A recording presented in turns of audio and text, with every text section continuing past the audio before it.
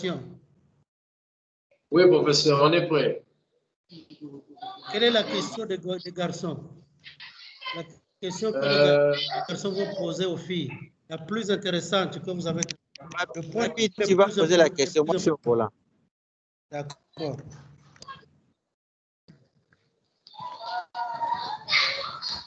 La question, elles peuvent nous dire qu'est-ce qu'elles ont retenu par rapport au modèle traditionnel de la planification opérationnelle. Par exemple, qu'est-ce que nous retenons? Qu'est-ce que nous retenons sur le modèle traditionnel?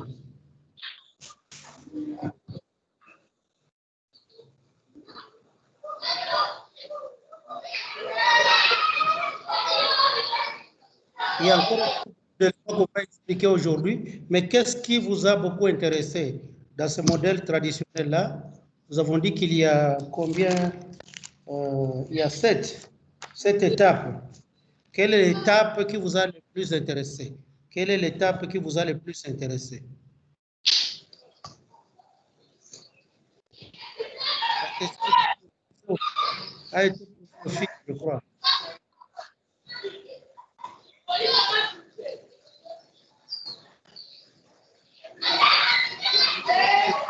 Vous a intéressé.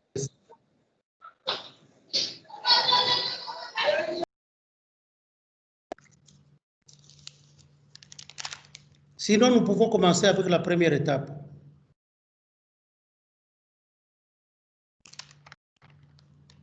Vous êtes avec moi? Oui, professeur, on est là. Les filles répondaient. Avec la première étape. Nous pouvons commencer avec la première étape. Ça veut dire que la première étape, c'était une étape qui nous permet d'identifier les problèmes opérationnels. Et nous avons fait la différence entre les problèmes opérationnels et les problèmes stratégiques. Et nous avons dit que les problèmes opérationnels étaient regroupés en trois catégories. La première catégorie, ce sont les maladies, la tuberculose, le VIH-Sida, le Covid, et les autres maladies sont des problèmes opérationnels. Deuxième, ce sont les problèmes des services de santé, notamment si vous avez un équipement qui n'est plus adéquat, donc équipement inadéquat, ou bien un personnel qui n'est pas formé, c'est un problème de service. Troisième, nous avons parlé des problèmes de la communauté. Le problème de en rapport, par exemple, il n'y a pas d'eau potable, il n'y a pas une bonne gestion des déchets solides. Et c'est ça que nous avions dit et nous allions distinguer ça de ce que nous avons appelé les problèmes stratégiques. Les problèmes stratégiques que nous avons parlé depuis longtemps, il y a 12 instruments pour identifier les problèmes stratégiques. Nous n'allons plus rentrer sur ça parce que j'ai déjà répété ça plusieurs fois. Mais nous allons dire comment est-ce qu'on identifie les problèmes opérationnels. Nous avions dit que vous pouvez faire une analyse des rapports, l'analyse des indicateurs. Et ça, si vous voulez connaître les problèmes immédiatement, dans les 2 jours, donc on a une réponse, vous pouvez aller dans les rapports et savoir dresser la liste des problèmes opérationnels. Les maladies, les problèmes des services et les problèmes en rapport avec la communauté. Vous pouvez les trouver dans les rapports. Deuxième outil, c'est l'enquête. Vous pouvez faire une enquête avec un questionnaire pour trouver les mêmes choses. Vous pouvez utiliser ce qu'on appelle les informateurs clés. C'est-à-dire, vous allez dans un village, les chefs coutumiers, les moniteurs et les autres qui ont une certaine connaissance, ils peuvent vous donner les 3 catégories de problèmes. Vous pouvez utiliser ce qu'on appelle brainstorming. Brainstorming, c'est une technique qu'on utilise. Brain, c'est-à-dire le cerveau en anglais. Storm, c'est-à-dire l'orage. C'est comme si le cerveau est en train de pleuvoir, il y a un orage. Et dans le brainstorming, on a une équipe d'experts on leur demande quels sont les problèmes de santé de la population. Ils vont vous donner les 3 catégories. Ils vont vous donner la catégorie des problèmes des maladies, la catégorie des problèmes au niveau des services et la catégorie au niveau de la communauté. Vous pouvez utiliser une technique qu'on appelle groupe nominal. Le groupe nominal. Et le groupe nominal, c'est une technique qui est un peu différente de brainstorming. Le brainstorming, vous leur demandez de vous donner les problèmes et vous ne discutez pas. Vous écrivez tout. Premier problème, deuxième problème, quatrième problème. Mais dans le groupe nominal, ils vous donnent les problèmes, ils les citent et vous les discutez. Vous discutez chaque problème et vous retenez le problème sur lequel vous avez un consensus. Donc, brainstorming, tous les problèmes, il ne faut pas discuter. Mais le groupe nominal, il faut discuter chaque problème et retenir les problèmes importants sur lesquels vous avez un consensus. Autre technique qu'on utilise, on utilise ce qu'on appelle la technique de Delphi. D-L-P-H-I. Delphi. Et la technique de Delphi vous permet d'identifier les problèmes pour des gens qui ne sont pas dans la même salle, qui peuvent être ici à Kinshasa, en Europe, aux États-Unis. Et la technique comprend trois phases. La première phase, vous-même qui voulez connaître les problèmes, vous écrivez, vous dites, voici les problèmes des maladies. Vous citez les maladies, vous avez peut-être 10. Et vous leur dites, d'après ce que je vous dis, est-ce que c'est ça la liste? Est-ce que vous pouvez ajouter ou vous pouvez encore retrancher? Ça, c'est la première version. Quand ils vous répondent, vous reconstituez encore la liste. Avec ce que vous avez trouvé, vous leur envoyez encore en disant que la fois passée, je vous ai donné la liste, vous avez donné un feedback. Je vous donne encore la liste que vous avez, sur laquelle vous avez obtenu un feedback. Est-ce que vous avez encore une préoccupation? Ajoutez encore ou retrancher. Généralement, si vous faites ça la troisième fois, bon, si vous voulez faire ça la quatrième fois, ils vont se fâcher. Ils vont croire que vous êtes en train de les embêter. Alors, ils ont atteint à un niveau qu'on appelle le niveau de satiété. Donc, première phase, vous envoyez, ils répondent. Deuxième phase, vous envoyez, ils répondent. Troisième fois, vous envoyez, ils répondent. N'envoyez pas une quatrième fois. Ça, c'est la technique de Delphi. Il y a la technique que vous connaissez, la technique de focus group. Focus group. Là, vous voulez déterminer les problèmes. Vous allez catégoriser les personnes qui vont répondre. Vous dites, par exemple, les hommes, vous leur posez la question. Quels sont les problèmes? Aux femmes, vous leur posez quels sont les problèmes? Aux enfants, vous posez quels sont les problèmes? Et chaque groupe vous donne les catégories des problèmes que vous cherchez. Évidemment, vous attendez à ce que chaque groupe vous donne les 3 catégories. Chaque groupe vous donne les 3 et à la fin, vous faites une synthèse de ce que les 3 groupes vous ont donné. Donc, la technique de Delphi utilise une identification des problèmes à travers une classification des experts. Et vous, en tant que rapporteur, vous faites la synthèse tout simplement. Alors, vous avez une dernière technique qu'on appelle le forum communautaire. Le forum communautaire. Et dans le forum communautaire, vous arrivez dans un village, vous faites un grand meeting, vous appelez tout le monde pour venir écouter. Et vous leur posez la question, quels sont les problèmes que vous avez? Évidemment, beaucoup de gens vont citer les problèmes. Et dans ce qu'ils vous disent, vous allez avoir qu'ils vous ont cité des problèmes en rapport avec les maladies, en rapport avec les services de santé, et puis en rapport avec la communauté. Voilà en ce qui concerne l'identification des problèmes. Mais la méthode la plus scientifique pour identifier les problèmes, bien sûr, c'est la méthode des enquêtes, parce qu'il y a une certaine objectivité. Tandis que pour les autres groupes, les autres méthodes, ça peut être entaché de subjectivité. Voilà ce qui concerne la première étape. La deuxième étape, je crois, nous en avons parlé la fois passée. Je vais faire une synthèse.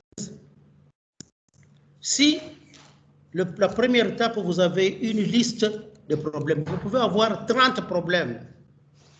Mais je vous ai dit la fois passée, nous sommes un pays en développement, nous n'avons pas beaucoup de ressources.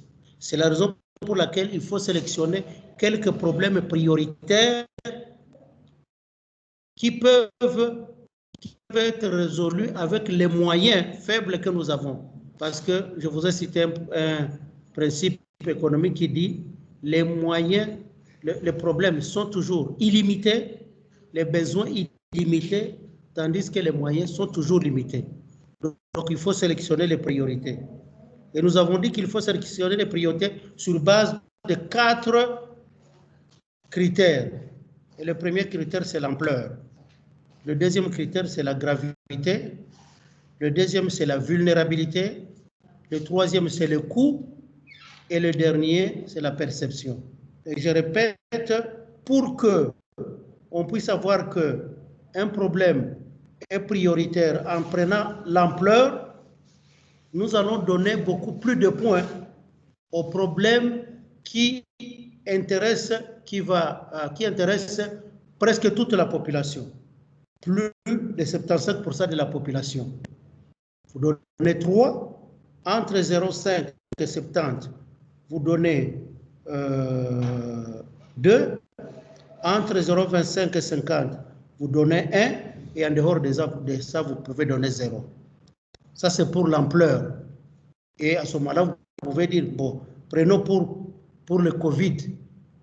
Comment est-ce que nous pouvons classer le Covid ici? Est-ce que le Covid intéresse une catégorie ou bien intéresse toute la population? Je vous pose la question. Le Covid intéresse toute la population ou une partie de la population? Toute la population. Toute la population. Donc, on pouvait donner combien ici? Pour le Covid, on peut donner combien? 4, oui, bien sûr. En tout cas, pas moins de 3. Si quelqu'un donne moins de 3, alors il n'a pas compris. OK. Ça, c'est le premier. Deuxième, c'est la gravité. Et la gravité, nous avons dit que nous allons donner des critères qui respectent la culture africaine. Et nous avons dit que le problème qui allait entraîner la mort immédiatement, nous allions donner 3. Et le critère qui allait entraîner une longue hospitalisation avec incapacité, par exemple, longue hospitalisation avec incapacité, on allait donner 2. Un problème avec longue hospitalisation sans incapacité, on allait donner peut-être 1. Et pour le problème ambulatoire, on peut donner 0. 0. À ce moment-là, professeur. Oui. Hier, vous nous avez dit qu'on devait donner 4 pour le problème qui devait causer la mort directement. Oui, oui. Si. Problème qui peut causer la mort. Bon, je ne peux pas dire directement, bon, le problème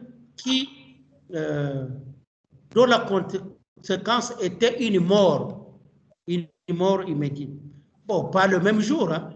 Bon, c'est par exemple le Covid, par exemple Ebola, en tout cas pas la malaria, en tout cas pas la tuberculose. On se comprend. Quand quelqu'un a l'Ebola, vous pouvez dire il va mourir celui-ci. Quand quelqu'un a le Covid, vous pouvez dire il va mourir celui-ci. Mais quand quelqu'un a son malaria, vous allez dire qu'il va nécessairement mourir, peut-être non. Quand quelqu'un a le VIH-Sida, vous allez dire qu'il va mourir, peut-être pas. Quand quelqu'un a la tuberculose, donc, conséquence, c'est la mort qu'on peut prédire 3. Incapacité, peut-être 2. Longue hospitalisation, peut-être 1. Et puis, si ça demande seulement un ambulatoire, une plaie, vous avez obtenu votre plaie, ça ne demande même pas que vous soyez hospitalisé ou bien, oui, peut-être 0. Ça, c'est ce que nous avons appelé la gravité. S'il vous plaît, professeur. Oui. Là, nous sommes un tout petit peu perdus parce que hier, vous nous avez dit que c'était un problème qui entraînait la mort. On devait donner la cote 4. Un problème demandait une longue hospitalisation à la cote 3, une hospitalisation moyenne à la cote 2, un problème ambulatoire la cote 1. Mais il n'y a pas de contradiction. Hein, là, on partait, je parlais de 4 à 1, c'est ça? Exact. Et de 3 à 0. Bon. De 4 à 1. Bon. Vous pouvez donner 4 à 1 ou bien. Moi, si j'ai 3, j'ai dit, en tout cas, mort certaine, c'est 3. Si vous faites l'échelle de 4, alors c'est 4. Si vous faites l'échelle de 3, alors c'est 3. Vous comprenez? Ok, ça va, merci. Je vous comprends. Okay. Incapacité, si c'est une échelle de 3, vous allez donner 3. Si c'est une échelle de 4, vous donnez combien? Okay. Donc vous descendez, mais vous comprenez de ce dont je parle. Bon, mais je vous propose, peut-être prenez l'échelle de 3 à 0. Donc mort certaine, 3, incapacité 2, une longue hospitalisation, peut-être 1, et puis ambulatoire 0, quelque chose comme ça. Alors, l'autre variable, c'était la vulnérabilité. Et nous avons dit que la vulnérabilité, c'est-à-dire la science a mis à votre disposition une technique qui peut être efficace dans la lutte contre la maladie. Je vous ai donné, par exemple, un vaccin efficace. Donc, si la résolution du problème est très facile par la science, vous allez donner 1. C'est très facile. Si c'est facile, vous pouvez donner, si vous avez 3, vous pouvez donner 2. Si c'est difficile, donc la science n'a pas donné, c'est quand même, le problème est difficilement solvable. Vous pouvez donner 1, et si vraiment il n'y a aucune solution, on tend vers 1. Il n'y a pas de solution. Donc, très facilement résolvable,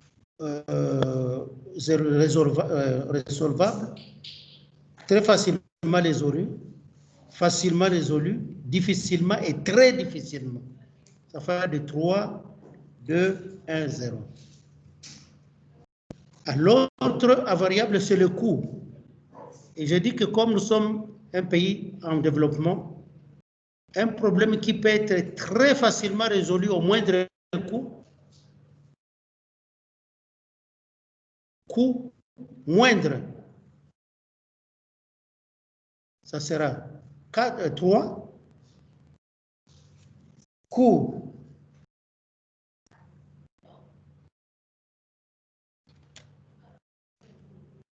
légèrement élevé, vous pouvez donner 2. Élevé, vous pouvez donner 1. Un coût très élevé, vous pouvez donner 0. Très élevé, 0. Élevé, 1. Légèrement élevé, vous pouvez donner 2. Et puis, coût moindre, ça peut donner 3. Donc, nous donnons presque de 3 vers 0. Et la dernière variable, c'est la perception. Si la population perçoit que c'est un problème très, très important, vous donnez 4. Non, 3 plutôt. C'est l'échec de 3. Très, très important. Si il perçoit que c'est un problème important, vous donnez 2. Problème peu important, vous pouvez donner 1. Un problème qui n'est pas important, vous pouvez même donner 0. Et avec ça, vous pouvez avoir la liste de problèmes, vous pouvez savoir comment coter votre problème. Alors, nous allons faire un petit exercice. Vous me comprenez? Est-ce que vous suivez? Oui, professeur. Oui, on suit. OK. Alors, si nous pouvons, je peux vous pourrez faire un petit exercice vous-même. Nous pouvons classer la première maladie. Nous allons, première colonne.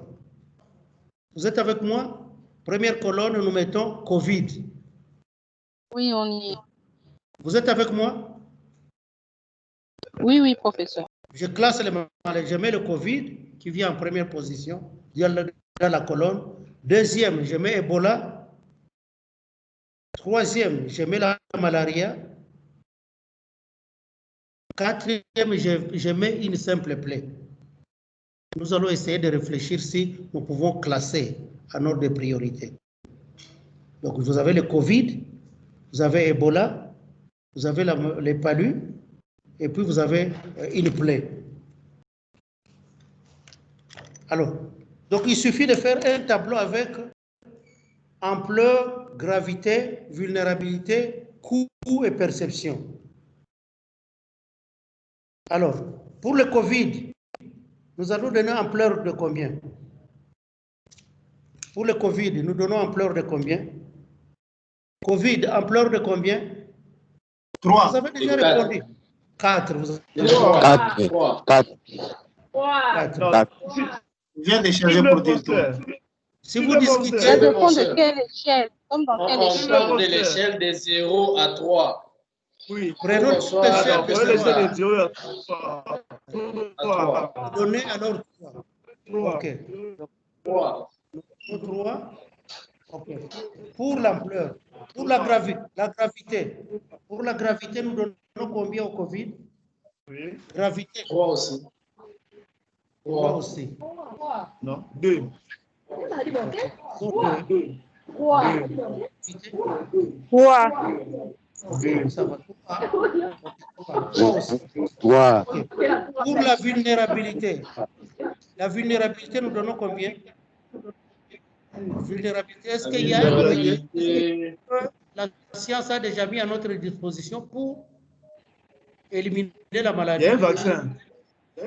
Oui. Il faut mettre 2 parce qu'à notre niveau, ce n'est pas encore disponible. Exactement. On allait donner. Comme dans le monde, non? C'est un vaccin qu'on n'a pas encore expérimenté ici chez nous. Nous ne savons pas comment ça s'est comporté. Nous pouvons, au lieu de 3, nous pouvons donner 2. Voilà. 2. Alors, pour le Covid toujours, le coût pour prendre en charge un cas de Covid. Est-ce que le coût est très élevé? C'est cher, très cher. 0. C'est élevé. Non. Prenons pour quelqu'un dans un centre de santé. Est-ce que pour quelqu'un qui attrape le Covid, la famille dépense beaucoup ou la famille peut trouver de l'argent pour prendre en charge ou non? Non, la famille ne dépense rien. Donc, c'est la prise en charge c'est l'État qui prend en charge. L'État qui... Mais il faut considérer le coût. Le coût n'est pas seulement le coût monétaire. Le coût comprend toutes les dépenses que vous faites, y compris l'enterrement, tout ça. Est-ce qu'il est facile pour une famille? Si c'est facile de prendre en charge un cas, alors nous donnons 3. Si ce n'est pas facile, nous donnons alors 2. C'est que nous donnons 2 ou 1. Vous donnez combien? C'est au moins 2. 2. OK. Alors, il ne reste plus que la perception.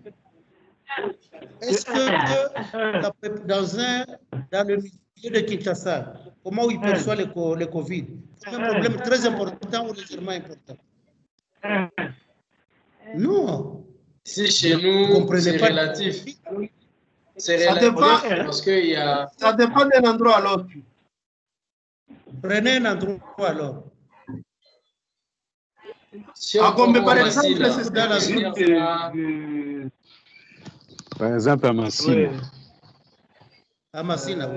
Il faut donner des exemples pour les gens qui comprennent l'ampleur de la maladie, pas pour les gens qui s'en foutent, non? Justement. Prenons les Congolais moyens, s'il vous plaît, les Congolais moyens. Les Congolais moyens. Est-ce qu'ils perçoivent la maladie comme une maladie importante ou pas? Oui, Non, comme une non. maladie importante. Oui, oui, Non. oui. Important, oui. Important. Les Congolais moyens banalisent. Important, non. Important, Les non. Congolais moyens s'en foutent de tout. Non. Important, non. Donc, pour vous, tout ce que le professeur Mouyembe dit est inutile, les gens ne comprennent jamais. Tout ce qu'il dit est inutile. Les gens comprennent, les gens Hein? prennent ça pour un problème sérieux. S'ils ne prennent que pour un problème sérieux, nous donnons 4. S'ils ne prennent pas comme un problème sérieux, nous donnons 0. Et vous vous situez à quel niveau? 2.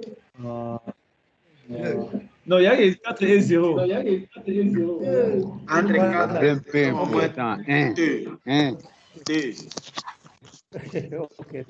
Alors, prenons Ebola. En fait, c'est 2. Alors, prenons Ebola.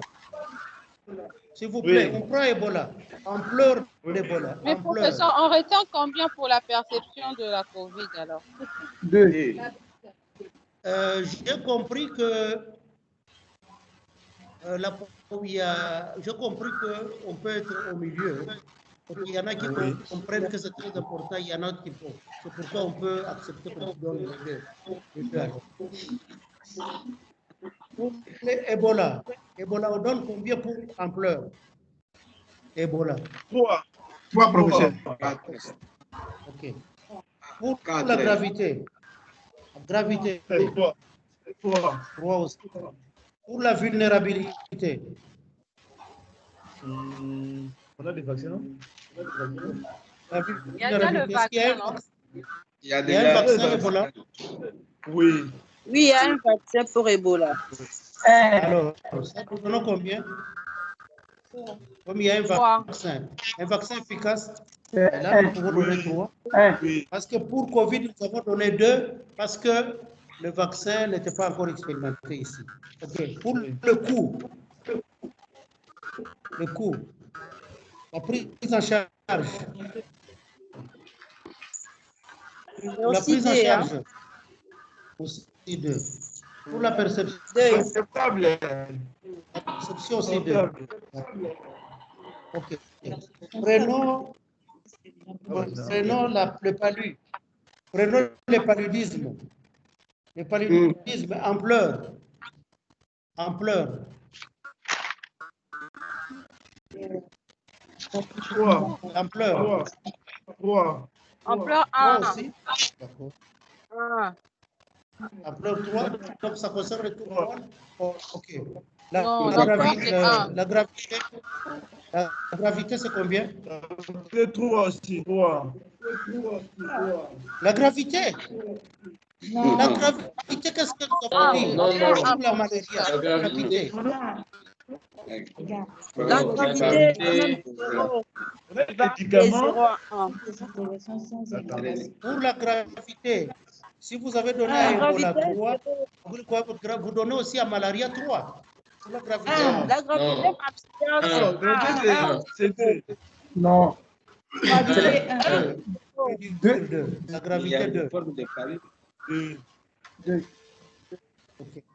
Pour la vulnérabilité,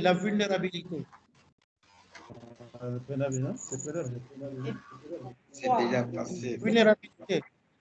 Vulnérabilité, est-ce qu'il y a un moyen que la science a donné? Il n'y en a pas. Oui. Il y a déjà validé. 3. 3. C'est 2. C'est 2. Il n'y a pas de vaccin pour le palu. Il y a des traitements. Il y a un vaccin à l'expérimentation. Je crois 2, c'est juste. OK. Pour le coût, pour soigner le palu. C'est 4. Non, échelle de 3.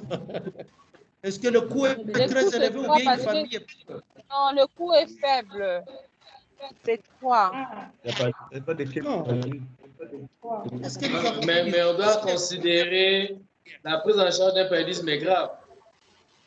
Alors, Le coût est assez élevé. C'est ça, assez élevé. Donc, ça varie entre 3 et 2. Vous prenez combien? Oui, voilà. On met 3. 3. 2. Si c'est 3 et 2, c'est 2. 2. On doit choisir le milieu, non? C'est pas tout le temps qu'on fait des palus, non?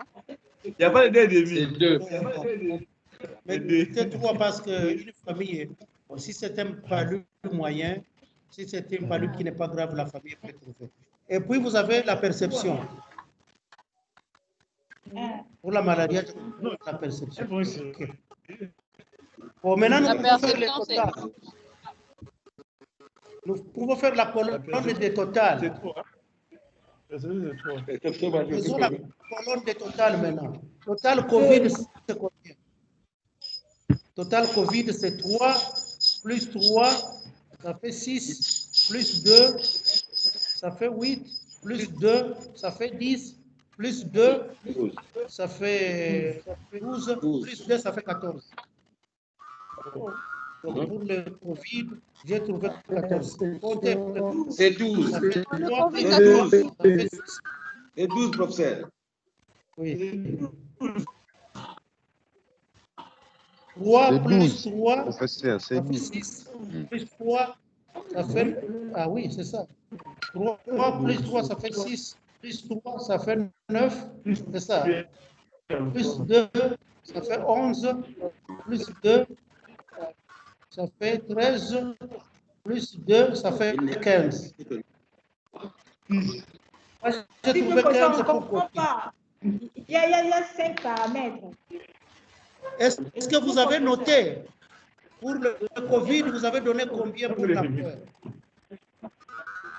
L'ampleur, vous avez donné 3. Professeur, s'il vous plaît, je pense qu'il y a 3 paramètres à évaluer. Comme si vous citez qu'il y a 6 paramètres.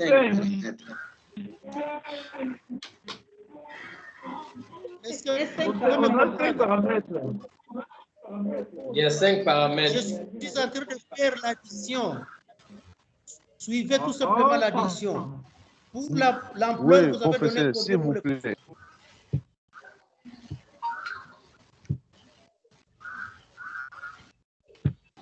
Je dis ceci. Pour l'ampleur, vous avez donné combien pour le Covid? 3. C'est 3. Pour la gravité, vous avez donné combien? 3. Ça fait 6. Pour la vulnérabilité, vous avez donné combien? 2. Ça fait 8. 2. Pour le coût, vous avez donné combien? 2. Ça fait 10. Plus pour la perception, vous avez donné combien? Perception. 2. Ça fait 12. Donc, Oui. ça fait 12 pour le coq. Maintenant, voyons Ebola. Ebola, pour l'ampleur, vous avez donné combien? 3. Pour la gravité, vous avez donné combien? 3 aussi. Ça fait 6. Pour la vulnérabilité, vous avez donné combien? 3. Ça fait 9. Pour le coût, vous avez donné combien? 2. Ça fait 11. 2. Oui, ça fait 11. Pour la perception, vous avez donné combien? 2.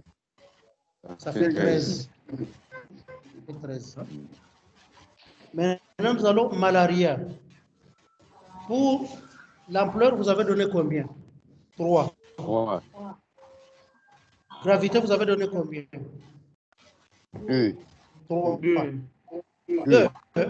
OK. Ça fait 5. Vulnérabilité, vous avez donné combien? 2. Moi, j'ai marqué 2. C'est 2. Donc, ça fait 3 plus 4, ça fait 9. Le coût, vous avez donné combien? 2. 9, ça fait 11. C'est ça. OK. Ça fait 11. Et puis, on termine avec la plaie. Pour la plaie, la perception, Ampleur. L'ampleur, c'est 1. C'est 1. Ampleur pour la plaie, vous avez donné combien? 1. C'est pas 0. C'est 1. Bon, Zéro. je crois qu'on peut s'arrêter Zéro. là-bas. Dans tous les cas, on Ça a fait fait pour ceci, le répéter. Covid, on a fait pour le Covid, l'Ebola et la malaria. Pour le Covid, nous avons trouvé 12. Pour l'Ebola, nous avons trouvé 13. Pour la malaria, nous avons trouvé combien? Pour la malaria, nous avons trouvé 13. À ce moment-là, vous choisissez là où vous avez le chiffre le plus élevé de 13. Donc, votre priorité sera le 2.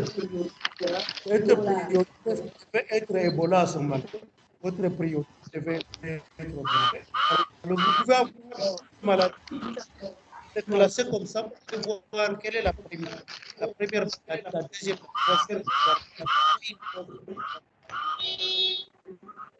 Ça, c'est donc la première étape.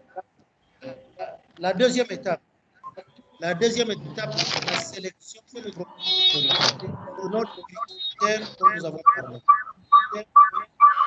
Troisième étape, c'est la fixation des objectifs. Troisième étape, c'est la fixation des objectifs.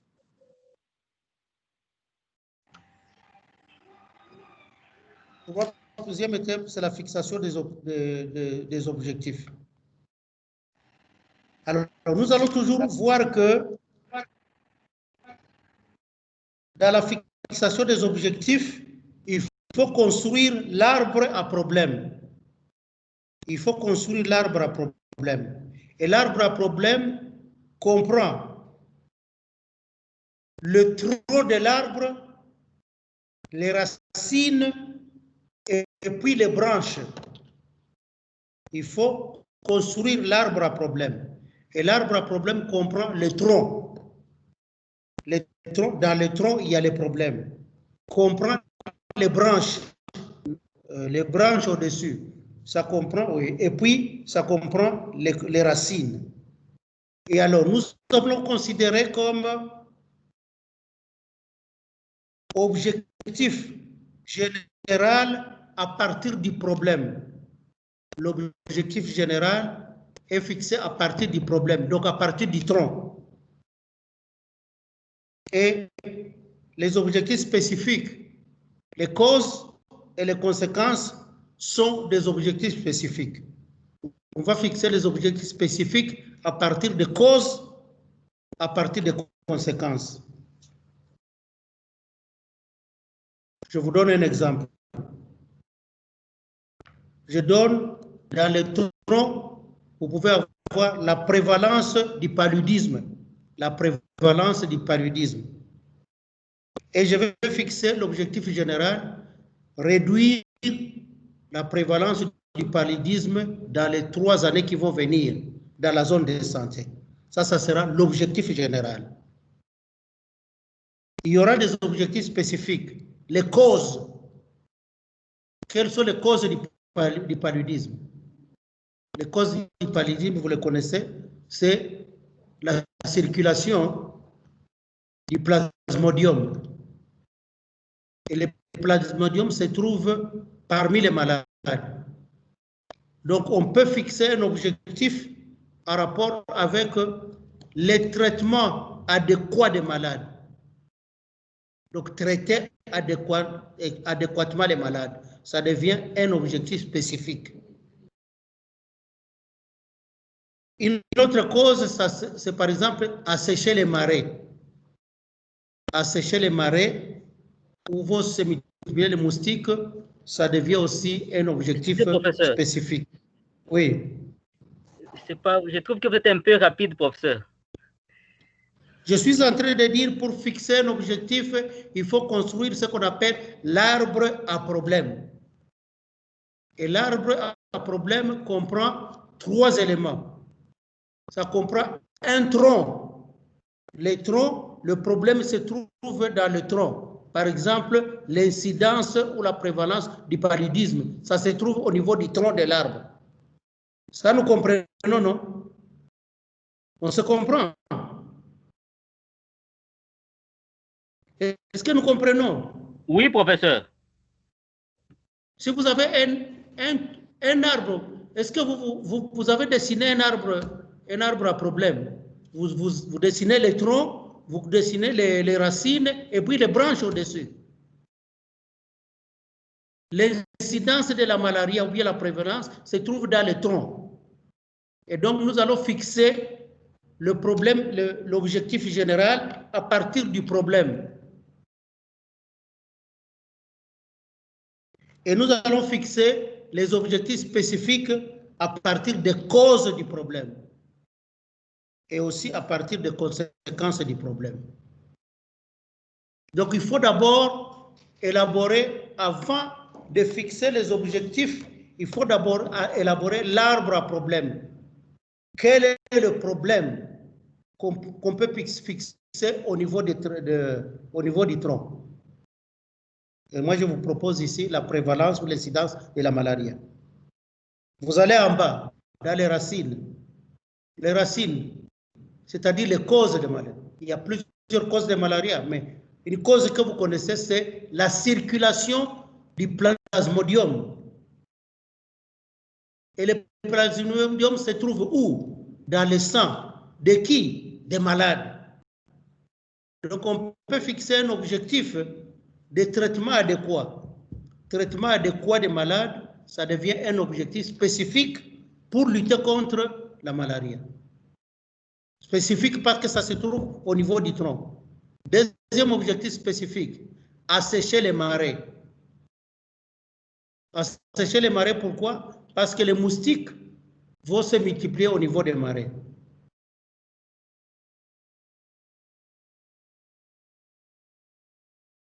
Troisième objectif spécifique, on peut se dire quoi? Protéger l'hôte. Protéger l'hôte, un objectif spécifique de protection de l'hôte, par exemple, distribuer les moustiquaires imprégnés d'insecticides.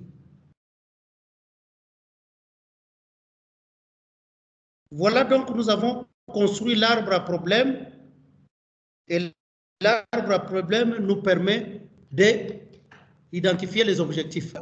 Parce que pour les objectifs, il y aura certainement un objectif général et des objectifs spécifiques. S'il vous plaît, professeur. Oui, je vous écoute. Par rapport à cet exemple, est-ce qu'on peut donner un exemple par rapport aux branches du problème? Un objectif qui peut aller dans les sens de conséquences pour avoir une idée. Oui. Par exemple, quelle peut être la conséquence du paludisme? Conséquence. Les palus graves, les palus. Le décès. Pardon? Le décès. Non. Il y a le décès, il y a aussi. Oui, le décès, c'est-à-dire. Oui, le décès, c'est réduire la mortalité. On peut dire le décès, réduire la mortalité. D'autres séquelles chez certains enfants. Les séquelles. Oui, ou bien réduire. Non, une des conséquences que nous connaissons, c'est les palus cérébrales.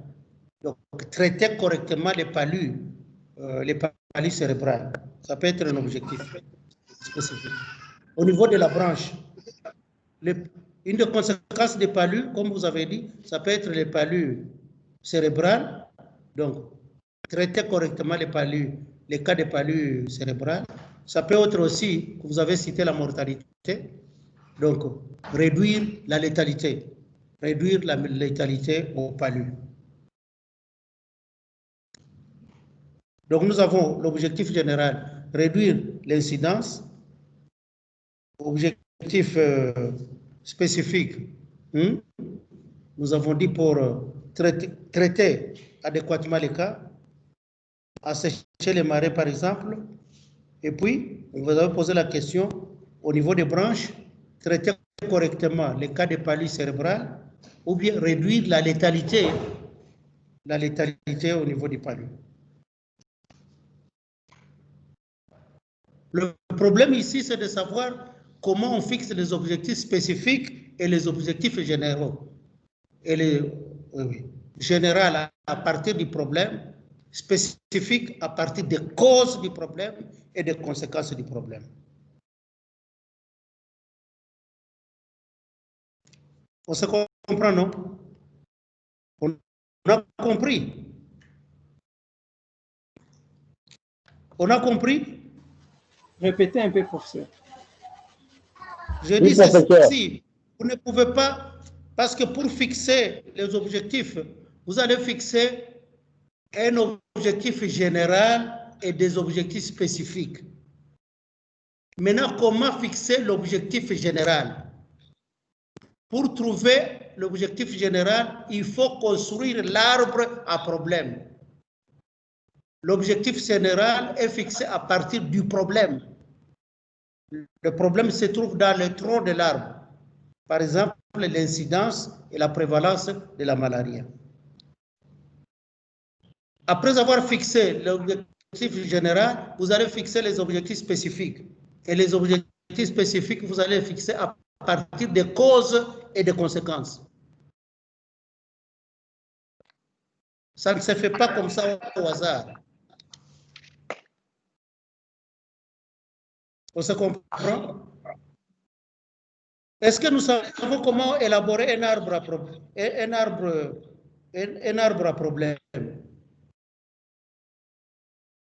Nous savons comment on élabore un arbre à problème. C'est l'arbre à problème, c'est résumer nos objectifs. C'est ça que je vous ai dit, un arbre à problème. Prenez un arbre, vous savez dessiner un arbre. Quand vous dessinez un arbre, il y a un tronc. Il y a le tronc de l'arbre. En dessous du tronc de l'arbre, il y a quoi? En dessous du tronc de l'arbre, il y a quoi? Il y a des racines. Oui. Au-dessus du tronc, il y a des branches. Le feuillage. Alors, le problème, c'est où? Au niveau du tronc. Les branches. Au niveau du tronc. Non, au niveau du tronc. Et les conséquences se trouvent où? Le problème, c'est au niveau des branches. Des racines. Les conséquences se trouvent au niveau des branches. Au niveau des branches. Et puis, les causes se trouvent les causes Au niveau des racines. Voilà.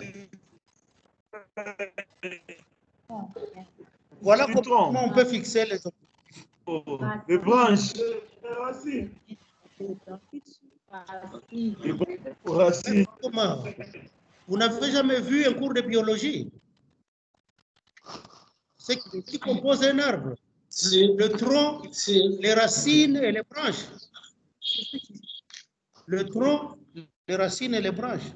Ce sont les racines qui soutiennent. Ok. Alors, mais pour tout objectif, il faut un verbe. Il faut un verbe fort.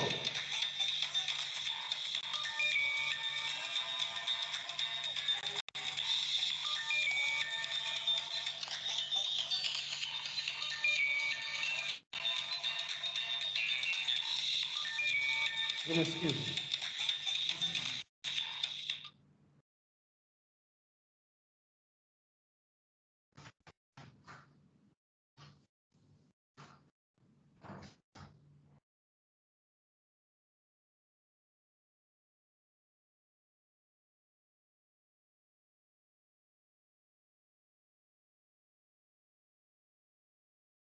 Alors, je disais que quand vous fixez un objectif, vous devez avoir un verbe fort, un verbe qui montre la direction. Vous êtes avec moi? Oui, prof. Oui, Il faut professeur. un verbe fort qui montre la direction. Par exemple, augmenter le poids des enfants. Augmenter le poids des enfants. Ça montre la direction que ça monte. Réduire la prévalence. Ça montre la direction que ça descend. Il faut éviter des verbes flous. Par exemple, améliorer la santé. Améliorer, c'est un verbe flou. Ça ne vous montre pas la direction. Donc, un verbe fort qui vous donnent la direction. Évitez les verbes qui sont flous, qui ne vous donnent pas la direction. Par exemple, réaliser, réaliser, améliorer, assister. Ça, ce sont des verbes qui sont flous, qui ne sont pas recommandés pour faire les objectifs. Alors, il y a des caractéristiques d'un objectif. L'objectif, vous allez voir toujours, les caractères sont résumés dans le mot qu'on appelle SMART. SMART en anglais, c'est-à-dire quelqu'un qui est poli, gentil, smart. S, et le S, c'est-à-dire spécifique. L'objectif doit toujours être spécifique, nous avons vu ça. S. Et le deuxième M, l'objectif doit être mesurable. M, mesurable. Et le 3, c'est A. L'objectif doit être atteignable. Donc, il faut qu'on puisse atteindre l'objectif. Et puis, vous avez R. L'objectif doit être réalisable. Et puis, le dernier mot, c'est temps. T. Doit être réalisable à temps. Donc, SMART. SMART, spécifique, mesurable, atteignable, réalisable à temps.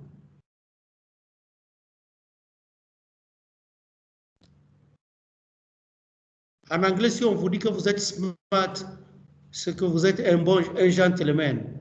Vous êtes smart, vous êtes bon, gentil. Nous avons retenu le mnémotechnique de smart là. Oui, professeur. Nous avons retenu smart. Smart. Vous pouvez reprendre, s'il vous plaît, professeur. J'ai dit SMART, S, c'est spécifique. Un objectif doit être spécifique, nous avons vu. M, un objectif doit être mesurable. Et A, c'est-à-dire atteignable. Et R, c'est-à-dire réalisable. Et puis le dernier T, réalisable à temps, la période comme nous avons dit. La période comme nous avons dit. Voilà en ce qui concerne la fixation des objectifs.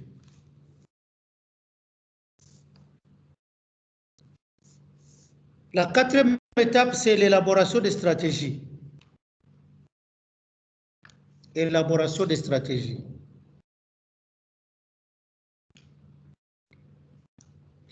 Nous allons éviter quelque chose qu'on commet très souvent. La stratégie, c'est un verbe, c'est quoi? Non. Nous allons dire que la stratégie, c'est un ensemble d'actions. Un ensemble d'actions combinées qui peut vous permettre d'atteindre l'objectif. C'est ça qu'on appelle stratégie. Un ensemble d'actions qui peut vous permettre d'atteindre l'objectif. Donc, la stratégie vous permet d'atteindre l'objectif.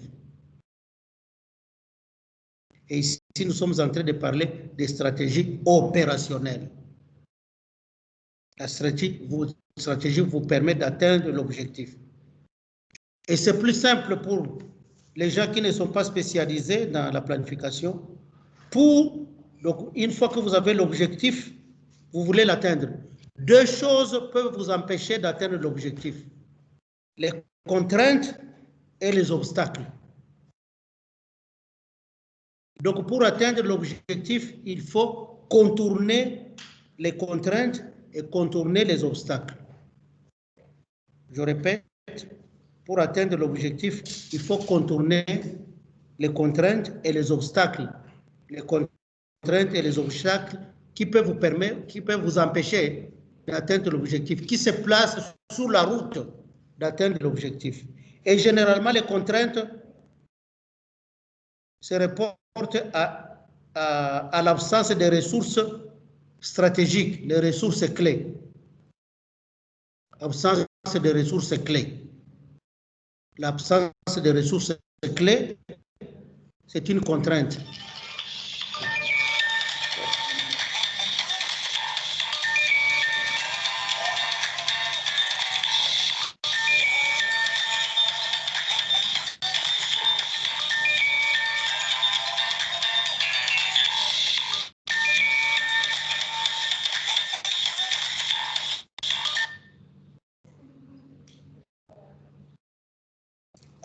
Alors,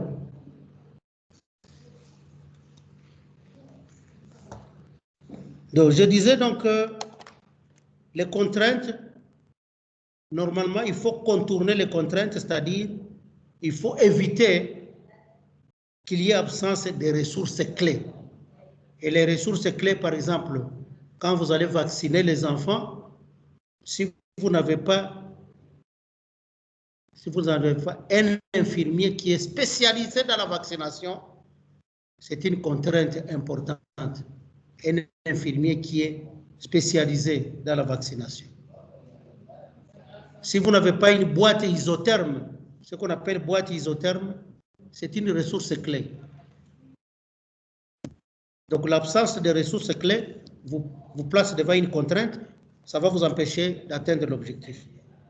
Et les objectifs, les obstacles sont d'ordre géographique. Les obstacles sont d'ordre géographique, les obstacles sont d'ordre climatique, les obstacles sont d'ordre socio et technique.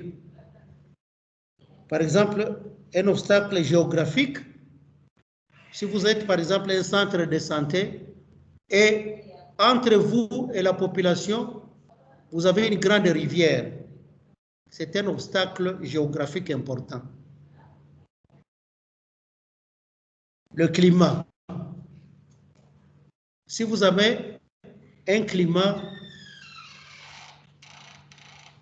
désertique,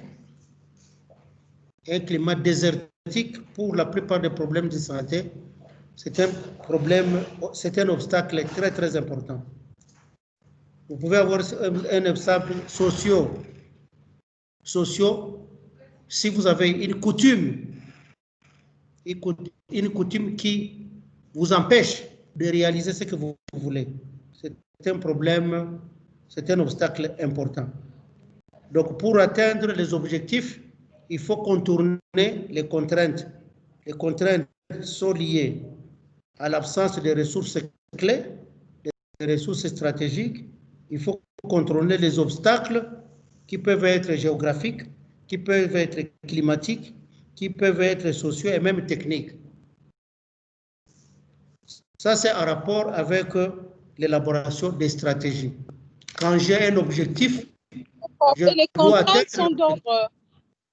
Pardon? S'il vous plaît, professeur, si les obstacles sont d'ordre géographique, climatique, et puis les contraintes, ils sont dans quel ordre? Sont liés à l'absence des ressources clés, des ressources stratégiques. Sont liés à l'absence des ressources stratégiques. Donc, si j'ai un objectif, je contourne les contraintes, je contourne les obstacles, je suis sûr que je vais arriver à l'objectif. Mais si je ne mets pas à côté les obstacles et les contraintes, je suis sûr que je ne vais pas arriver à l'objectif. OK. S'il vous plaît, professeur, un obstacle technique, ne veut pas évoquer cela? Un obstacle technique? Oui. Oui. Si par exemple, au lieu d'utiliser les scanners, vous continuez à utiliser la radiographie noir-blanc. Ça, c'est quand même un obstacle technique de diagnostic pour le monde moderne. Si les autres ont commencé à utiliser les ordinateurs, vous continuez à utiliser les machines que le papa t'appelle, les papas secrétaires. Hein, c'est quand même un obstacle. Oui, la dactylographie. Dans cet exemple-là, par rapport à cet exemple que la collègue vient de donner, dans ces cas, ça sera une contrainte parce que il y a absence de ressources ou bien on va le mettre dans le camp des obstacles. Non, si quand il s'agit de la technologie, là. Quand la technologie, c'est un obstacle. Quand c'est la technologie, c'est un obstacle. Quand vous considérez comme une ressource clé, ça devient une contrainte. S'il vous plaît, professeur, dans le même ordre d'idées, vous avez donné l'exemple parmi les contraintes, l'exemple de manque d'une boîte isothermique, alors que c'est beaucoup plus technique, ça aussi. C'est les deux en même temps. La boîte isothermique, c'est une ressource stratégique. C'est une ressource. Donc, ça dépend du contexte. Bon, vous pouvez placer ça. Moi, si vous placez ça dans les contraintes, alors vous considérez ça comme une ressource stratégique qui manque. Si vous placez ça dans les obstacles, hein, vous placez ça, vous dites que c'est un obstacle technique parce que vous n'avez pas une technique moderne pour ça. Vous expliquez. Ok, c'est bon. Oui, professeur. Je ne sais pas si je pourrais compléter aussi quelque chose. Bon, peut-être, à mon humble avis, je crois que si c'est une ressource clé qui manque, je pense que donc s'il n'y a pas de ressources clés, je pense que l'activité ne peut pas se dérouler. Bon, peut-être. Ce n'est pas vrai. Ce n'est pas vrai. Je vous donne un exemple. Ok. Je vous donne un exemple. Est-ce qu'au Congo, les ressources que vous croyez que nous avons partout des infirmiers qui sont spécialisés dans la vaccination? Non. Non. Non. Est-ce que partout, nous avons nécessairement une quantité de boîtes isothermes en nombre suffisant? Non. Non, non. Oui. Mais je pense qu'on contourne les obstacles ou bien les contraintes. Oui, il faut les contourner, c'est-à-dire il faut éviter qu'il y ait manque de ressources clés. Il faut éviter qu'il y ait des obstacles géographiques, climatiques, techniques. Il faut éviter. Il faut éviter les contraintes et les obstacles. Merci, professeur. Excusez, professeur. Oui. Excusez, professeur. Je vous écoute. Comment éviter les obstacles naturels tels que la rivière que vous aviez donné comme exemple? Oui, mon ami, quand il y a une rivière entre vous, qu'est-ce qu'on peut faire? Des pirogues. On peut utiliser une pirogue motorisée, où on cherche des jeunes gens qui peuvent bien ramer là, chaque fois qu'il y a une femme enceinte, et puis vous avez les jeunes gens qui vont ramer rapidement et passer de l'autre côté. Il faut acheter un bol ambulance ou bien une pirogue ambulance. C'est ça, non? Merci, professeur. Construire un pont. Bien. Oui, d'accord. Alors ça, c'est la 4e étape. 5e étape, c'est l'identification des activités. Donc, nous allons voir comment identifier des activités à partir d'une stratégie. Donc, vous avez votre stratégie là, donc un groupe d'activités qui vous permettent d'éviter les contraintes et les obstacles. Vous allez étudier maintenant quelles sont les activités qui doivent avoir lieu. Les activités sont décrites à partir non pas de l'objectif, mais de la stratégie. Donc, il faut décrire les activités, il faut dériver les activités de la stratégie. Et là, il faut vous poser plusieurs questions. Les Américains ont l'habitude de se poser la question qui, comment, où, quand, pour avoir les activités. Vous qui commencez à planifier, vous pouvez. Qui doit faire ça? Quoi on doit faire? où on doit faire ça, quand on doit faire ça, comment on doit faire ça. Et alors vous trouvez l'activité. Donc vous avez la stratégie, vous posez la question. Qu'est-ce qu'on doit faire? Vous écrivez. Qui doit faire ça? Comment on doit faire ça? Quand on doit faire ça? Pourquoi on doit faire ça? Ça vous permet de générer des activités pour cette stratégie-là. Mais nous qui sommes habitués à planifier, quand vous avez l'objectif, nous pouvons passer directement aux activités. Mais je ne vous conseillerais pas. Hein? Vous vous posez cette question-là. Qu'est-ce qu'on doit faire dans cette stratégie? Comment on doit le faire? Qui doit faire ça? Où est-ce qu'on doit le faire? Quand on doit le faire? Vous générez des activités comme ça. Et vous allez chercher la logique des activités. Ça, c'est pour chaque stratégie. Donc, vous avez des activités à partir de chaque stratégie. Mais les jours que vous serez habitué, vous pouvez carrément citer les activités à partir de l'objectif spécifique.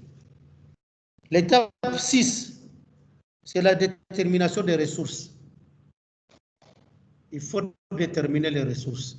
Et pour déterminer les ressources ici, il ne faut pas écrire ça en prose. Non. La détermination des ressources ou le budget que vous demandez, il faut toujours un tableau. Un petit tableau. Les bailleurs de fonds aiment ça. Le petit tableau qui comprend le nom de la ressource. Par exemple, nombre de médecins. Nom de la ressource. Ce sont les médecins. Ça, c'est la première colonne. Nom de la ressource, ce sont les médecins. Le nombre de médecins à utiliser. Donc, le nombre ou la quantité. Ici. Si vous allez utiliser pour ce projet 5 médecins, le nombre, c'est 5 médecins.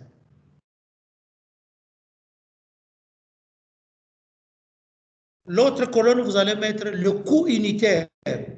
Le coût unitaire, c'est-à-dire, vous allez payer les médecins par mois, par an, supposé par mois.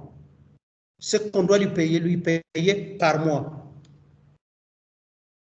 Et puis, vous allez décider, vous allez payer pendant combien de temps? La durée. La durée, ça peut être 12 mois.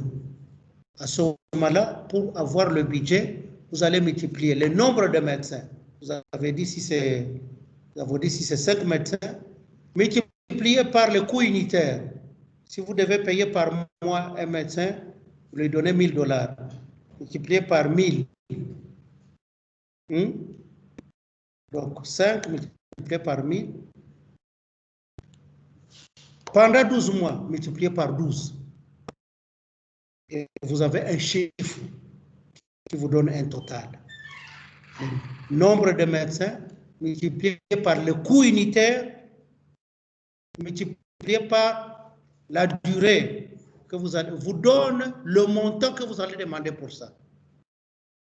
C'est la même chose pour le matériel. Nom du matériel. Matériel médical. J'ai besoin de microscopes. Donc, combien vous avez? 5 microscopes. Le coût unitaire, combien coûte un microscope? Et ici, évidemment, vous n'allez pas dire pendant combien de temps vous allez utiliser. Et là, vous multipliez et vous avez un chiffre. Et si vous faites ça pour toutes les ressources dont vous avez besoin, vous allez avoir un coût total. Donc, pour calculer le budget ou les ressources, toujours un tableau qui vous donne la nature des ressources, la quantité des ressources, le coût unitaire et la durée d'utilisation. Et vous avez une formule qui peut vous permettre de calculer le coût total. Voilà en ce qui concerne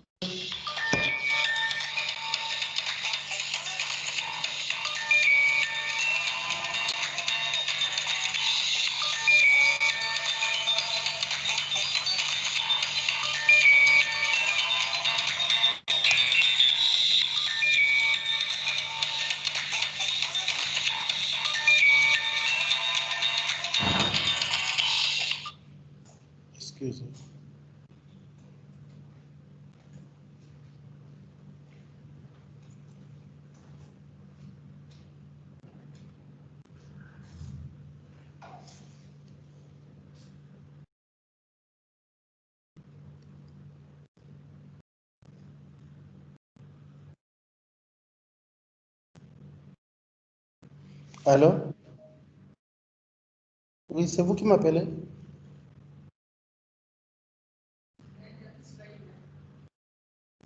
Ok, vous allez me dire ça à la maison, je suis dans le cours.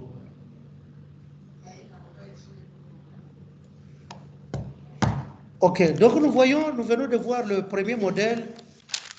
Et le premier modèle, moi, je résume ça toujours par un mnémotechnique là. PPO SARE. Donc, identifier les problèmes, sélectionner les problèmes prioritaires, fixer les objectifs, élaborer les stratégies, identifier les activités, déterminer les ressources, et il reste la dernière étape. C'est l'évaluation. Les critères d'évaluation. Donc, les critères d'évaluation des activités. Les critères d'évaluation des activités. Donc, identifier les problèmes, sélectionner les priorités, fixer les objectifs, élaborer les stratégies, déterminer les activités, déterminer les ressources et puis évaluer. Donc, mettre un critère qui va vous permettre de dire si vous êtes en train de progresser ou de ne pas progresser. Ça, c'est le modèle traditionnel. Nous pouvons passer au deuxième modèle. Nous allons passer au deuxième modèle. Nous passons au deuxième modèle. S'il vous plaît, professeur, vous avez parlé des critères d'évaluation d'activité. Oui. Pour chaque activité, il faut un indicateur. Pour chaque activité, il faut un indicateur de progrès. L'indicateur qui va vous permettre de dire est-ce que je suis en train de progresser ou de stagner ou de même de régresser. Pour chaque activité. Nous avons dit que vous allez quantifier les activités, vous allez identifier les activités. Une fois que vous les avez identifiées, vous déterminez les ressources dont vous avez besoin. Mais vous allez aussi avoir un critère qui va vous permettre de dire tous les 3 mois, est-ce que nous sommes en train d'améliorer ou bien nous sommes en train de reculer?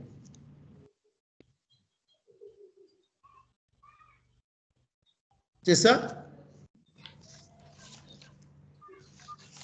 Oui, professeur. Maintenant, à propos de certaines activités qui font des évaluations à mi-parcours ou encore des évaluations après disons, à la fin du projet, ce sont ces genres d'activités qu'on doit mener? Non, quand vous, à partir du moment que vous êtes en train de planifier un projet, l'évaluation est prévue. L'évaluation au suivi, c'est prévu. On dit là-dedans tous les 3 mois. On dit tous les 3 mois. Donc, à ce moment-là, tous les 3 mois, chaque trimestre, vous allez mesurer l'indicateur. Chaque trimestre, vous allez mesurer l'indicateur. Chaque trimestre.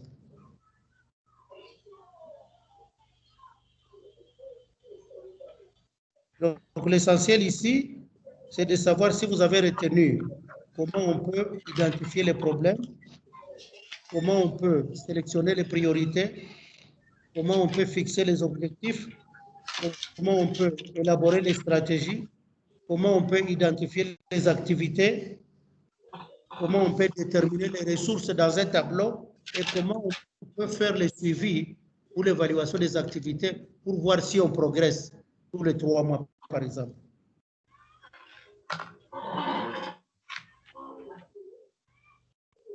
C'est ça, non? C'est ce que j'ai dit, P-P-O-S-A-R-E. P-P-O-S-A-R-E. PPO-SARE. J'ajoute E pour dire l'évaluation. PPO-SARE. Évaluation. PPO-SARE.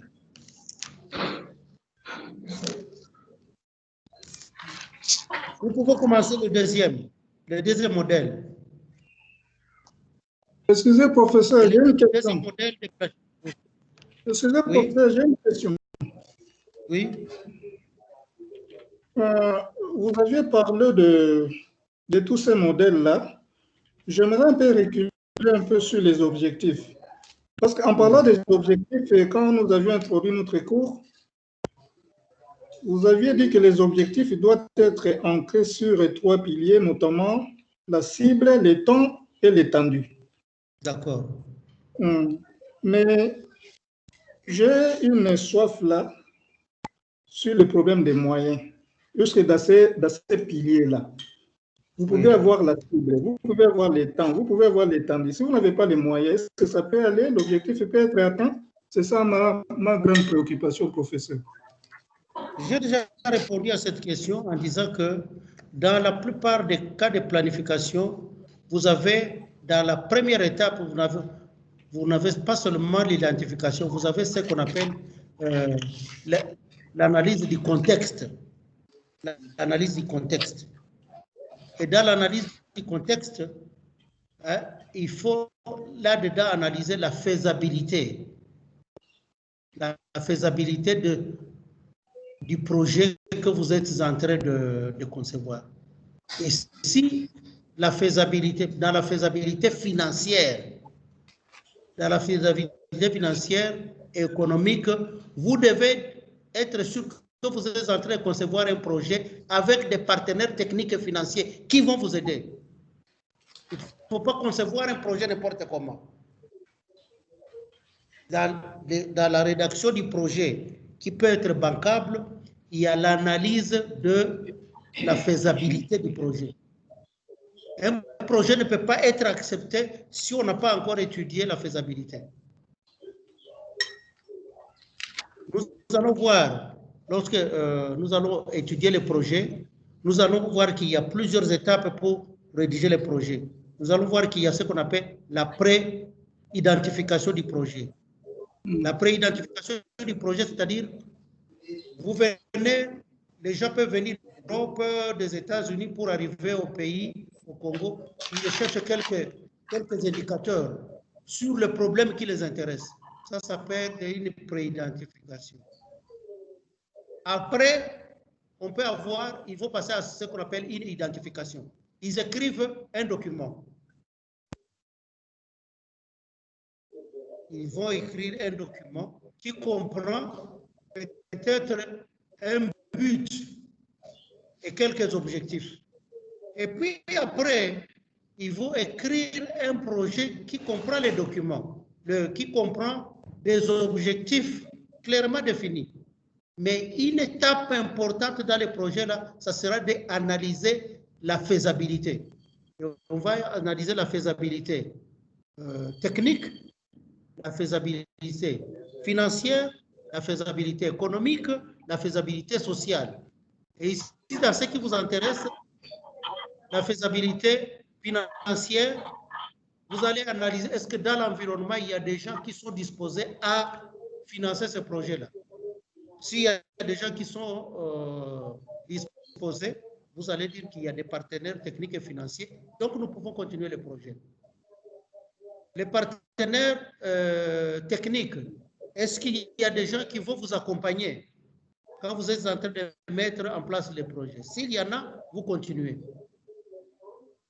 Les partenaires sociaux, est-ce que dans la société, là où vous allez travailler, vous croyez que vous allez nouer un partenariat qui peut vous permettre d'atteindre vos objectifs? Oui. Donc, l'analyse de faisabilité fait partie du projet. Quand le projet est accepté, normalement, on a fait l'analyse de la faisabilité. Mais malheureusement, pour notre pays, c'est ça qui arrive. On constate toujours beaucoup de projets sans avoir analysé la faisabilité. Et le problème que vous posez reste réel. Mais pour les grands projets, il faut toujours d'abord analyser la faisabilité de ce que vous allez faire. Et normalement, le projet qui sera accepté par le ministère ne permet jamais, ne doit pas permettre un projet de commencer si il n'est pas sûr qu'il y aura, qu'on a fait l'analyse de la faisabilité. Si on n'a pas fait l'analyse de la faisabilité, on arrive à ce problème-là. On a écrit un projet, il n'y a pas de financement. Mais généralement, pour les projets, quelqu'un qui a étudié et qui a étudié comment on rédige un projet qui passe normalement, le projet devra être financé.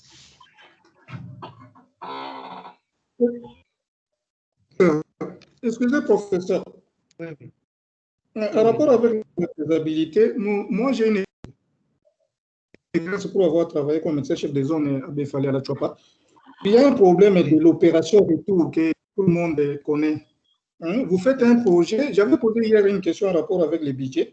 Vous faites un projet, vous soumettez et du coup, vous avez les coûts de téléphone, retournez-moi ceci, retournez. À la fin des comptes, vous vous retrouvez avec un budget sous-estimé, quoique vous aviez mis les montants normaux. Alors, à la fin des comptes, vous vous retrouvez avec un budget sous-estimé à cause des opérations et tout. Et sur terrain, vous mentez en disant qu'on a un tel objectif, mais concrètement, on n'a pas un tel objectif. C'est ça un peu les problèmes que nous avons dans notre pays. Oui, c'est un aspect budgétaire qu'il faut considérer. Bon, il faut considérer dans les grands projets qu'on écrit. Hein, et en réponse, dans le contexte congolais, il y a toujours ce qu'on appelle les frais de commission. Il y a toujours des frais de commission. Et vous connaissez l'histoire des commissions ici au Congo. Si vous écrivez un projet en rapport avec, si c'est la Belgique qui doit financer, dans le budget, il faut toujours réserver peut-être 5% des frais de commission. Et les commissions, ce n'est pas un détournement. C'est-à-dire que celui qui s'est occupé du projet en Europe, qui s'est occupé de ça, il aura ça. C'est prévu dans le projet. Mais les bailleurs de fonds précisent toujours. Vous ne pouvez pas avoir un projet.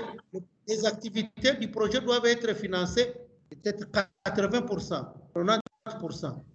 Et les autres là, les frais de commission, les opérations là dont vous parlez, ne sont pas à recommander. Si c'est moins de 10%, ça peut encore accepter. Mais il ne faut pas que ça soit ce qu'on appelle, on appelle ça en management les frais indirects. Frais indirects.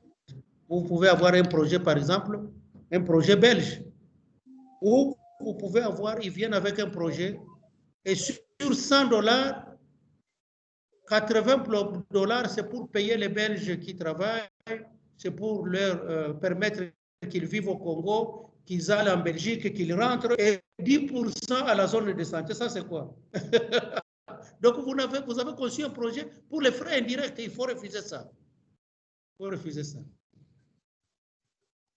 Dans les pays qui nous entourent comme le pays du Rwanda, là, mais on les critique toujours, mais lui, s'il voit un projet comme ça, il vous renvoie chez vous avec votre projet. Vous devez rentrer avec votre projet. Il doit y avoir des normes qu'on respecte. Les normes qu'on respecte, c'est que la grande partie du projet doit financer ce qu'on appelle les frais directs. Frais directs, c'est-à-dire pour que le projet soit exécuté sur terrain. Mais malheureusement, ce qui se passe dans beaucoup de pays, les frais indirects, vous pouvez même vous poser la question, pour ceux qui s'occupent de Ebola à Beni, vous pouvez dire les projets quand il vient, combien il faut avoir. Hein? Vous allez voir que la plupart des fonds passent dans les frais indirects. Mais quand vous faites le budget, vous avez normalement un canevas du bailleur de fonds. Alors, si le bailleur de fonds prévoit les frais de commission, vous mettez les commissions. Si le bailleur de fonds ne prévoit pas de frais de commission, il ne faut pas les mettre. Il ne faut pas les mettre.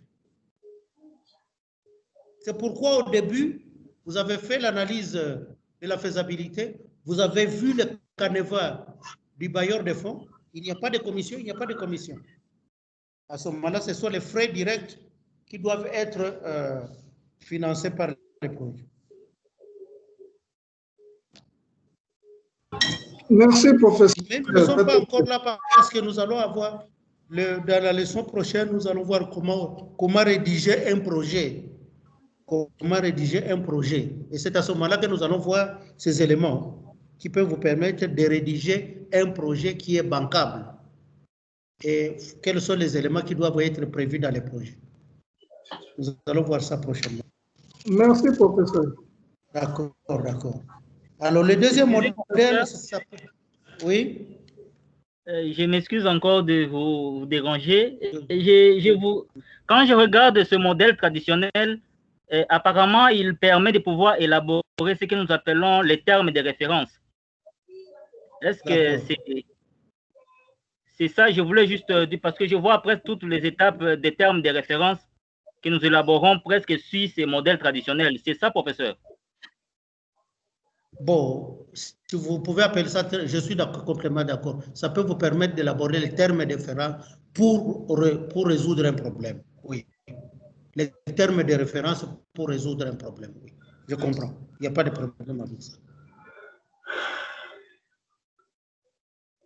Donc ça, c'est un modèle qui est suivi. Moi, j'appelle ça modèle traditionnel qui est suivi dans n'importe quelle université. C'est ça le raisonnement d'une planification stratégique, les PPOSAR.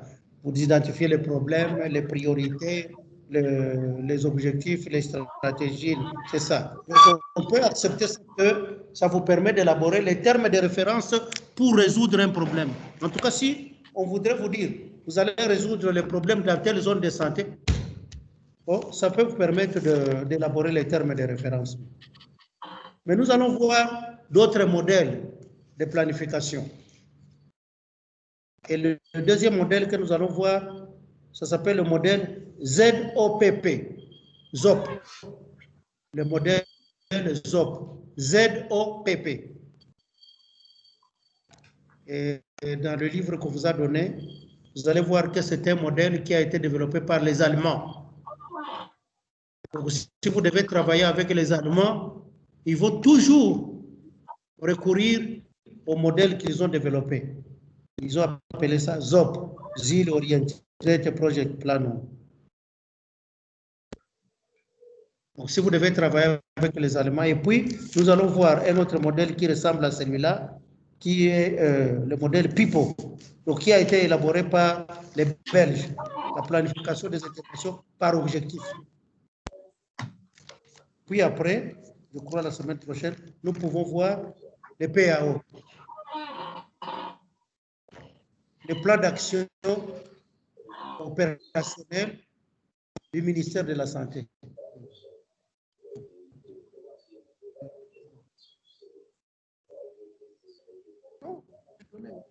Il faut qu'on termine le jeudi. Il faut qu'on termine le mercredi. Comme ça, le jeudi, vendredi, samedi, ils peuvent avoir. Hein? Je vais réfléchir. D'accord, ça c'est possible. Donc, nous allons commencer le deuxième. Vous êtes prêts pour le deuxième modèle? Oui, professeur. Oui. Oui, professeur. Donc, c'est un modèle qui a été élaboré par les Allemands et nous allons essayer de parcourir les étapes. Je vais citer les étapes et peut-être la prochaine fois, nous pouvons aller en détail. Et la première étape dans un modèle ZOP, c'est l'analyse de la participation. Analyse de la participation. Analyse de la participation, c'est-à-dire qui est intéressé au problème qui doit être résolu. Vous voyez déjà un avantage par rapport au modèle traditionnel. Le modèle traditionnel commence toujours les problèmes, mais ici, on commence par l'analyse de la participation, c'est-à-dire qui doit participer à l'élaboration du plan parce qu'il est intéressé au problème qu'on veut résoudre. Donc, c'est déjà une bonne chose. Quels sont les acteurs qui doivent participer à l'élaboration du modèle de la planification? Quels sont les intérêts quels sont les intérêts qu'ils ont, mais aussi, il faut rechercher quels sont les partenaires qui sont contre.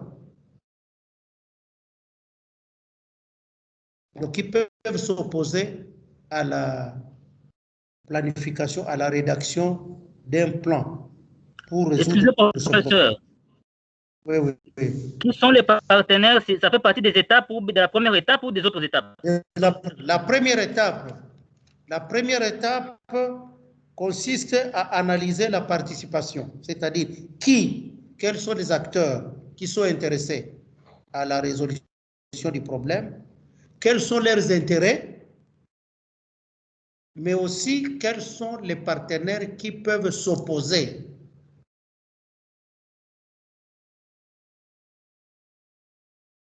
à la solution à ce problème-là. Vous aurez toujours des partenaires qui peuvent s'opposer, qui peuvent opposer une résistance. Donc, quels sont les partenaires qui peuvent opposer une résistance à la solution du problème? Nous sommes d'accord? Donc, vous recherchez tous les acteurs qui sont intéressés par le problème. Et vous recherchez quels sont les intérêts qu'ils ont dans les problèmes. Mais aussi, vous allez voir qui sont contre, qui peuvent s'opposer, qui peuvent résister au projet qui vise à résoudre ce problème. Ici, c'est très important parce que dès le départ, vous connaissez ceux qui peuvent vous appuyer et vous connaissez ceux qui peuvent résister, ceux qui peuvent vous contrecarrer vos activités, et vous pouvez dès le départ commencer avec des exercices pour convaincre ceux qui sont contre, ceux qui peuvent résister. Vous pouvez déjà, dans la première étape, discuter avec eux et les convaincre que votre problème va résoudre un problème important. Ça, c'est la première étape. Deuxième étape, c'est l'analyse du problème. Et ici, c'est très important, deuxième étape, l'analyse du problème, mais en termes d'identification du problème central. Nous devons comprendre ça, le problème central. En termes d'identification du problème central. Il faut d'abord définir le problème central. Un problème central, c'est un problème qui est au milieu. Et auquel on peut relier d'autres problèmes. Il y aura d'autres problèmes qui sont en bas et d'autres problèmes qui sont au-dessus. C'est à peu près le raisonnement de ce que nous avons dit, l'arbre à problème. Vous aurez des problèmes qui sont au-dessus, dans les branches. Vous aurez des problèmes qui sont dans les racines. Et vous, au milieu, vous aurez un problème central sur lequel sont reliés les autres problèmes.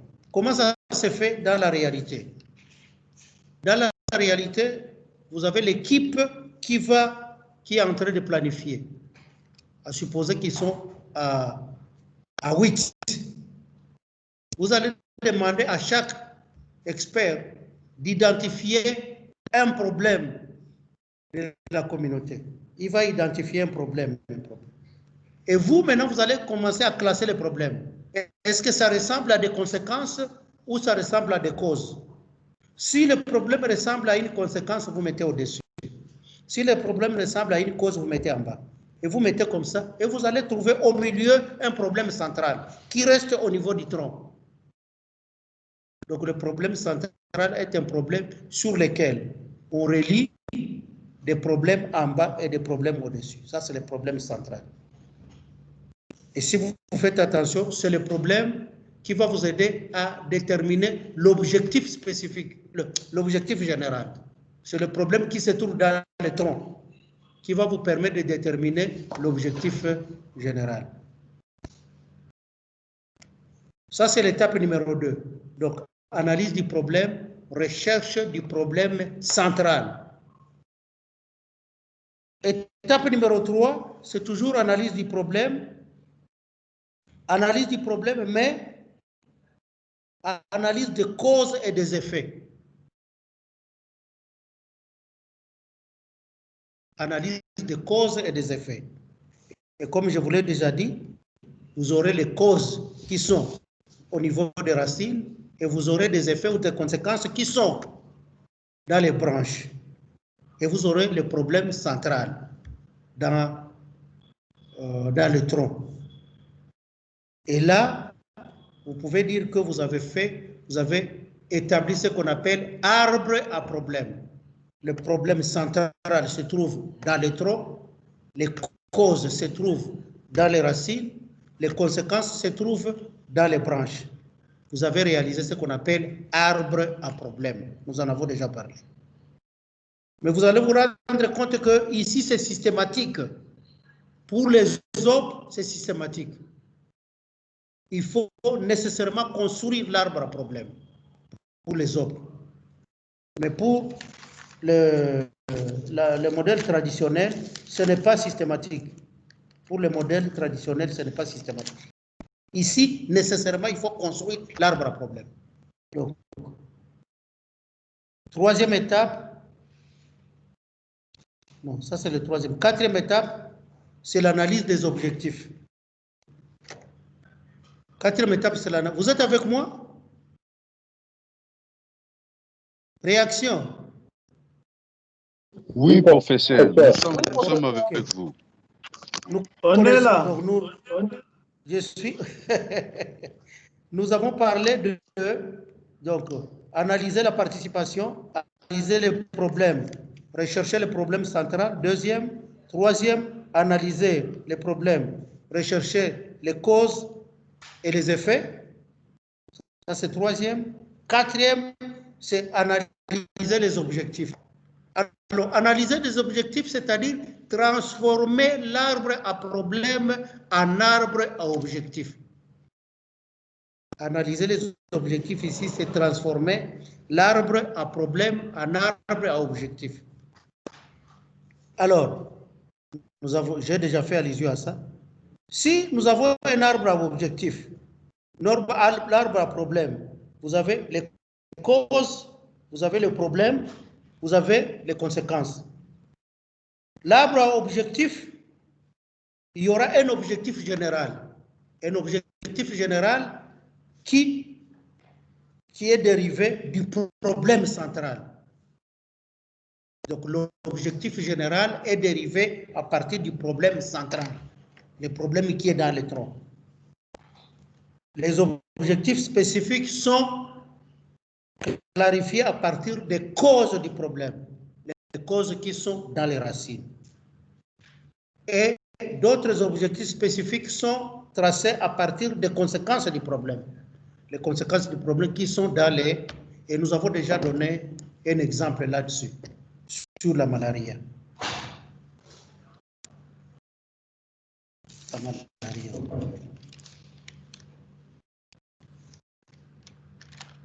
Ça, c'est l'arbre à objectif qui consiste en fait à transformer l'arbre à problème en arbre à objectif. Le problème devient objectif général, les causes deviennent objectifs spécifiques, les conséquences deviennent objectifs spécifiques. Évidemment, le problème est toujours énoncé en termes négatifs, en termes de prévalence élevée, tandis que l'objectif va être énoncé en termes positifs, c'est-à-dire réduire la prévalence. Réduire les prévalences, éliminer les causes, éliminer les conséquences comme ça. Professeur, alors, l'étape 5, oui. S'il vous plaît, professeur. Si vous pouvez répéter, là, je n'ai pas bien saisi. Par rapport à cette explication de tout à l'heure, je n'ai pas bien saisi. Si vous je suis en train de dire, nous ne pouvons pas planifier si nous ne savons pas d'abord élaborer un arbre à problème. L'arbre à problème comprend le tronc, vous avez le problème central, les causes, ça se trouve dans les racines, Les conséquences, ça se trouve dans les branches. Oui. Ça, c'est l'arbre à problème. L'arbre objectif, l'arbre à problème est énoncé toujours d'une façon négative sur le plan médical. Le problème est élevé. La prévalence est élevée. La prévalence de la malaria est élevée. N'est-ce pas? Ça, c'est une façon négative de vivre. Maintenant, nous allons transformer l'arbre à problème en arbre à objectif. Ce sont les mêmes éléments. Nous allons transformer le problème en quoi? Le problème va nous servir pour fixer l'objectif général. C'est-à-dire, si le problème était l'incidence et la prévalence élevée de la malaria, l'objectif sera réduire l'incidence de la malaria de tel pourcentage à tel pourcentage dans la population que vous avez. Oui, professeur. Et là, c'est une expression qui n'est pas, qui est, moi j'appelle ça positive parce que ça vous permet de réduire. C'est la même chose pour les causes. Donc les causes vont vous donner ce qu'on appelle les objectifs spécifiques. Pour les causes de la malaria, j'ai donné un exemple. Par exemple, pour la cause de la malaria, c'est la circulation des trophozoïdes, des plasmodiums. Et je vous ai dit que ça circule où? Parmi les hommes qui sont. Donc, un objectif peut être traiter adéquatement les malades qui sont atteints par la malaria. Ça, c'est une cause. Ça devient. Deuxième, l'une des causes de la malaria, c'est les moustiques qui vont se multiplier dans les marais. On peut assécher les marais. Donc, on peut, c'est-à-dire, assécher tous les marais de la zone de santé qui favorise l'appellation de la malaria. Le deuxième objectif. Troisième objectif, on peut dire protéger l'hôte. L'hôte, c'est-à-dire l'enfant ou la personne qui va développer la maladie. On peut le protéger comment? En le faisant dormir dans le moustiquaire imprégné d'insecticides. Donc, fournir des moustiquaires imprégnés d'insecticides de telle sorte que 80% des personnes dorment dans un moustiquaire imprégné d'insecticides. Et là, nous aurons fixé les objectifs spécifiques à partir des causes de la malaria. Et vous-même, vous avez donné un exemple. Pour les conséquences. Pour les conséquences, vous avez cité le décès. On peut dire la réduction de la maladie, combattre la létalité de la malaria. Et comment on peut combattre la létalité de la malaria? Par la prévention. Par la prévention. Nous avons aussi cité éviter, combattre les palus cérébrales. Hein? Donc, traiter, prendre en charge les palus cérébrales. Ça fait partie d'un objectif. Ça fait partie d'un objectif. Ça doit être un objectif spécifique aussi. Donc, le problème va vous permettre de fixer l'objectif général. Les causes des problèmes vont vous permettre de fixer les objectifs spécifiques. Les conséquences vont vous permettre de fixer les objectifs spécifiques aussi. Cinquième étape, c'est, ils ont appelé ça la discussion sur les approches alternatives, les stratégies alternatives.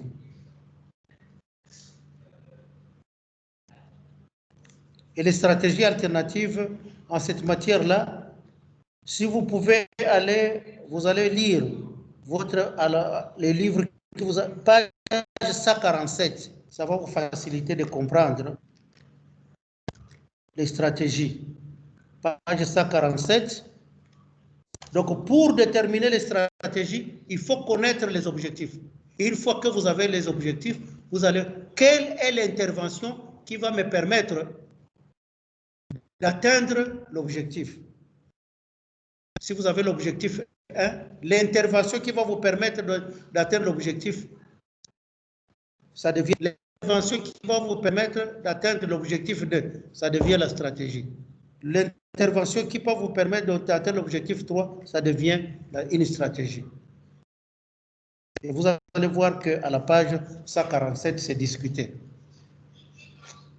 On parle là, par exemple, on peut parler de la stratégie formation, la stratégie garage, la stratégie infrastructure, quelque chose comme ça. Donc, une intervention qui va vous permettre d'atteindre l'objectif, c'est une stratégie. N'oubliez pas que nous venons de dire ici, une stratégie comprend comment éviter les contraintes et les objectifs et les obstacles. Donc ici, nous disons que toute intervention qui va vous permettre d'atteindre l'objectif, vous allez appeler ça stratégie 1. Le deuxième, vous allez appeler stratégie 2. Le troisième, stratégie 3.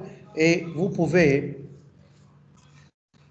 aller lire dans les livres parce que ce n'est pas facile de comprendre si vous n'avez pas encore lu ce qui est dans votre livre.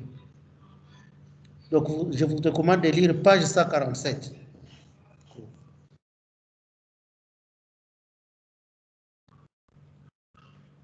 Nous pouvons revenir sur ça après. Alors, étape numéro 6. L'étape numéro 6, numéro 7, numéro 8, numéro 9, ça s'appelle, on va voir ça dans le... On va voir ça prochainement dans ce que nous appelons le cadre logique. Il faudra construire le cadre logique. Donc, une fois que vous avez l'arbre à problème, vous avez l'arbre à objectif, vous avez les stratégies, vous devez contrôler ce qu'on appelle le cadre logique. Le cadre logique. Donc, l'instrument qui va vous permettre de planifier, nous allons appeler ça le cadre logique. Et demain, nous pouvons voir les éléments du cadre logique et nous pouvons voir le PIPO, la planification des interventions par objectif, qui a été élaboré non pas par les Allemands, mais par les Belges. Au moins, donc aujourd'hui, nous pouvons conclure en disant que nous avons vu le premier modèle de planification opérationnelle, PPO-SARE, problème, priorité, objectif, stratégie, activité, ressources et puis évaluation. Ça, c'est le premier. Nous sommes en train de voir le deuxième modèle qui a été élaboré qui commence d'abord par l'analyse de la participation. Une fois que vous avez analysé la participation, vous allez à une deuxième étape, l'analyse du problème, le problème central qui est au milieu. L'analyse du problème, les causes et les conséquences. Et là, vous avez l'arbre à problème. Et puis, vous pouvez transformer l'arbre à problème en arbre à objectif. Et quand vous avez l'arbre à objectif, vous pouvez connaître les stratégies. Les stratégies qui sont les interventions qui vont vous permettre de réaliser votre objectif. Et on peut s'arrêter là-bas. Le reste, on peut continuer demain. On peut continuer demain à quelle heure? Merci, professeur. À quelle heure demain? À la même heure. À la même heure. OK. C'est très important parce que on voit demain, lundi, mardi, oui, on aura eu comme ça. Il faut qu'on puisse voir 7. 7 est aujourd'hui, c'est le cas du troisième, lundi, demain 4e, lundi 5e, 6e, 7e. Donc, ça sera 14 et il va rester. OK. À demain à la même heure. Merci, professeur. N'oubliez pas l'interrogation. Merci, professeur. Oui, nous allons déclarer le garçon qui a échoué. Et la fille qui va échouer, nous allons déclarer ça à haute voix.